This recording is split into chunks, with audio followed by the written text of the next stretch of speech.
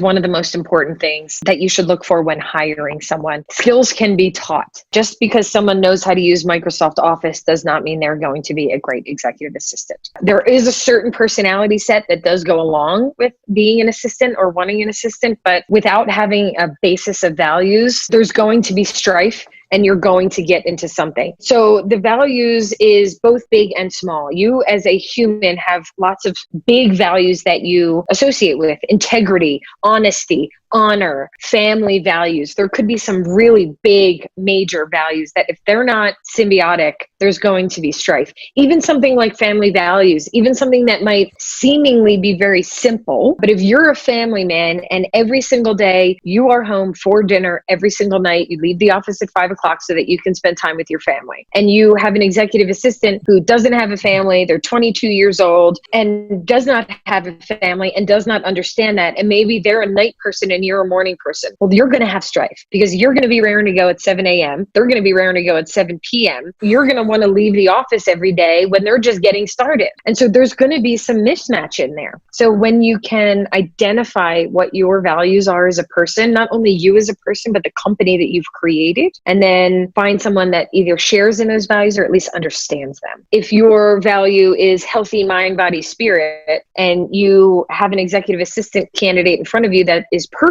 in every way, shape, or form, after the interview, they say, I'm going to go outside and have a smoke. Whether or not you hire them or not is fine, but you have a data point. And that's a data point that you need to pay attention to. And so all I say is you need to pay attention to this, and the bigger values are going to be more important. The point of this is when starting off a relationship with someone, if you're in the hiring phase and this person immediately sits down and you immediately look at them and you go, wow, I want to date her, don't hire her. If in the first initial meeting, you're looking at them and you're like, God, you fit all of my, requirements of a partner. I really want to date you. Maybe if I just hire you, this can be the way to go. No, say, this has been great. I can't hire you right now, but I would love to ask you out for dinner on Saturday. Let's just be honest and say the thing that's on our brains and use our language for what we need to. So that's my first tip. The relationship between an executive and the assistant should be very personal. It should be like a friendship. The basis of all this is honesty and respect. That's all relationships come down to, is honesty and respect.